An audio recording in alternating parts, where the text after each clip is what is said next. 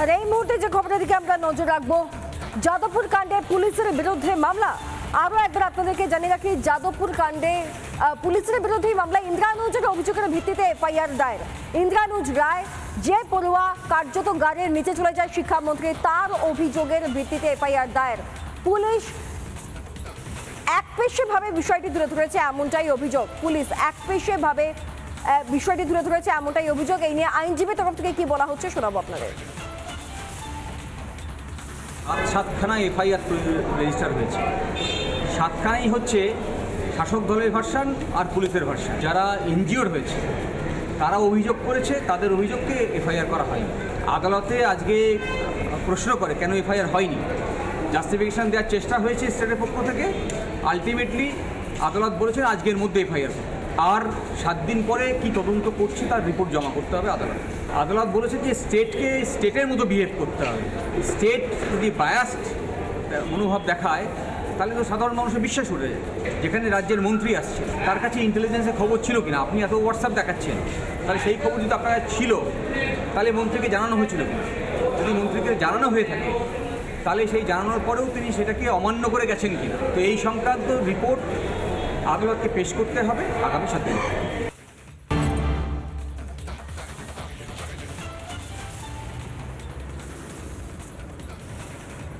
মমতা বন্দ্যোপাধ্যায়ের বিরুদ্ধে তোষণের রাজনীতির অভিযোগ নতুন নয়, কিন্তু তোষণের রাজনীতির যে অভিযোগ মমতা বন্দ্যোপাধ্যায়ের বিরুদ্ধে উঠছে বিগত কয়েক বছর ধরে, সেই বিষয়টি আরও স্পষ্ট হচ্ছে একটা গুরুত্বপূর্ণ তথ্যে। কি সেই তথ্য? ওবিসি সংরক্ষণ নিয়ে মমতা বন্দ্যোপাধ্যায়ের মিথ্যাচার। কি মিথ্যাচার? রিপাবলিক বাংলা সেই তথ্য ফাঁস করছে। কিভাবে মিথ্যাচার করছে তৃণমূল কংগ্রেস, যেখানে একটা নির্দিষ্ট গোষ্ঠীকে তোষণ করা হচ্ছে। আর সেই তোষণের মাত্রা এখন এমন পর্যায়ে পৌঁছেছে যে সংরক্ষণের ক্ষেত্রে কতটা একেবারে তোষণকে এগিয়ে নিয়ে যাওয়া হচ্ছে সেই বিষয়ে তুলে ধরবে রিপাবলিক বাংলা। কিভাবে আপনাদের জানাচ্ছি, দেখুন। যেখানে সংরক্ষণের কথা বলা হচ্ছে এবং সেই সংরক্ষণের ক্ষেত্রে 110 মুসলিম গোষ্ঠীকে ওবিসির তালিকায় আনা হয়েছে। 110 মুসলিম গোষ্ঠীকে ওবিসির তালিকায় আনা হচ্ছে, কিন্তু ওবিসি তালিকায় হিন্দুদের বঞ্চনা করা হচ্ছে। কিভাবে হিন্দুদের বঞ্চনা করা হচ্ছে? যেখানে তালিকায় রাখা হয়নি 64 হিন্দু জনগোষ্ঠীকে। অভিযোগে সরব হয়েছেন জগন্নাথ চট্টোপাধ্যায়। প্রকৃত পিছিয়ে পড়া গোষ্ঠীকে উপেক্ষার অভিযোগ। তৃণমূলের বিরুদ্ধে তোষণের রাজনীতির অভিযোগ উঠে আসছে। তৃণমূলের বিরুদ্ধে তোষণের রাজনীতির অভিযোগ আজ কিন্তু নতুন নয়, বারবার করে বলছি। তোষণের রাজনীতি মমতা বন্দ্যোপাধ্যায় করছেন এবং একটা নির্দিষ্ট গোষ্ঠীকে তোষণ করছেন, এমন অভিযোগ দীর্ঘদিনের। আর সেই অভিযোগ আরও সামনে আসছে এখন একেবারে স্পষ্ট আকারে, দিনের আলোর মতো স্পষ্ট। ওবিসি তালিকায় সংরক্ষণ, আর সেই সংরক্ষণের ক্ষেত্রে কিভাবে হিন্দু জনগোষ্ঠীকে পিছিয়ে পড়া তাদেরকে উপেক্ষা করা হচ্ছে। দেখুন, 110 মুসলিম গোষ্ঠীকে তালিকায় অন্তর্ভুক্ত করা হচ্ছে, অথচ প্রকৃত যারা পিছিয়ে পড়া। ওবিসি তালিকায় সংরক্ষণের অর্থ কী প্রথমে বুঝতে হবে। যারা পিছিয়ে পড়া সম্প্রদায় রয়েছে তাদেরকে সামনে এগিয়ে দেওয়া, তাদের জন্য অতিরিক্ত কোনো সুযোগ সুবিধা করে দেওয়া। সেখানে মূল উদ্দেশ্য হচ্ছে, মূল ক্রাইটেরিয়া হচ্ছে পিছিয়ে পড়া সম্প্রদায়। আর সেখানে দাঁড়িয়ে হিন্দুদের 64 গোষ্ঠী জনগোষ্ঠী যারা পিছিয়ে পড়েছে, পিছিয়ে রয়েছে, তারা তালিকাতেই নেই। তাহলে সংরক্ষণের অর্থ কি দাঁড়ালো? তাহলে সংরক্ষণ মানে কি কোনো একটা নির্দিষ্ট গোষ্ঠীকে তোষণ করা নয়? এই প্রশ্ন তুলেছেন জগন্নাথ চট্টোপাধ্যায়। আপনাদেরকে যদি আরেকটু ভালো করে বোঝাতে হয় তাহলে তার ইতিহাসটা আমাকে বলতে হবে। চলুন ইতিহাসকে এবার ফিরে দেখা যাক। কি এই ইতিহাস? এই সংরক্ষণের ইতিহাসটা বুঝুন।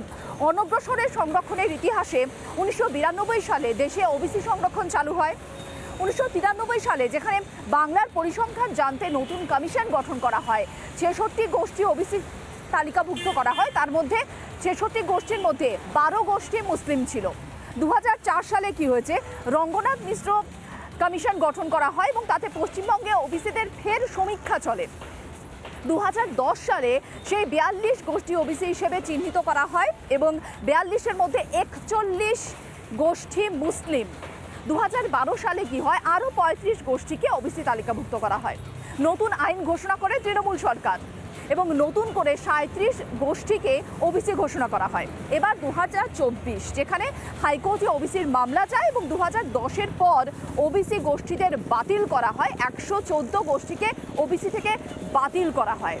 এই হচ্ছে গিয়ে যে কিভাবে অনগ্রসরে সংরক্ষণের ইতিহাস এগিয়েছে, কিভাবে বিভিন্ন গোষ্ঠীকে তালিকাভুক্ত করা হয়েছে এবং কিভাবে আমরা এই মুহূর্তে দাঁড়িয়ে 2025-এ দাঁড়িয়ে দেখছি যে 110 মুসলিম জনগোষ্ঠী তারা কিন্তু এই তালিকায় রয়েছে, কিন্তু হিন্দু 64 জনগোষ্ঠী যাদের থাকার কথা, সেই 64 জনগোষ্ঠী হিন্দুরা বঞ্চিত।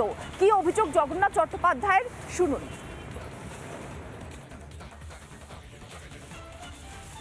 সমাজে যে বিষয়ের উপর সার্ভে হচ্ছে তা জানলে আপনারা অবাক হবেন যে এই যে এগিয়ে বাংলা বলা হয়, সার্ভের পয়েন্টগুলি বলে দিচ্ছে যে পশ্চিমবঙ্গ সরকার কি মনে করে যে 113 রকমের যে সাবকাস্ট মুসলিম সম্প্রদায়কে ভাগ করা হয়েছিল তার মধ্যে প্রায় 98% মুসলিম জনগোষ্ঠীর সবাই এখানে চলে এসেছে। অর্থাৎ পশ্চিমবঙ্গের এন্টার মুসলিম সমাজ, মুসলিম ধর্মাবলম্বীরা সবাই এখন ওবিসি। এবং এই সমীক্ষা শুধু অনৈতিক বিভাজনের রাজনীতি, সাম্প্রদায়িক রাজনীতি, তোষণের রাজনীতিকে পুষ্ট করার জন্য নয়, এই সমীক্ষা সম্পূর্ণভাবে বেআইনি।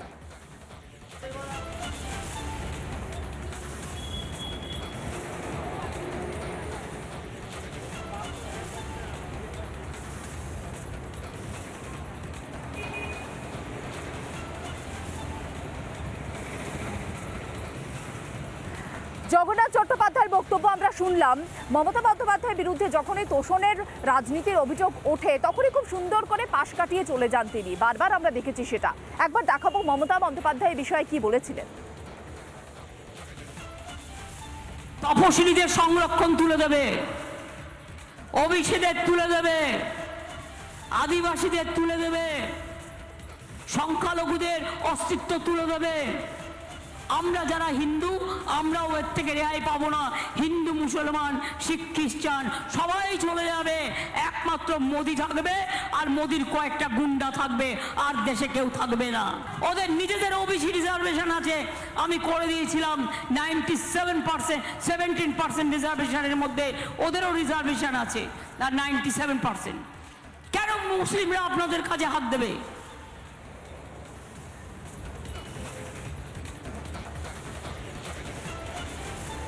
এই মুহূর্তে বিজেপি সাংসদ খগেন মুর্মু আমার সঙ্গে টেলিফোনে রয়েছেন। স্বাগত রিপাবলিক বাংলায়। খগেন বাবু, হিন্দিতে একটা কথা আছে যে উল্টা চোর কোতোয়াল কো ডাঁটে।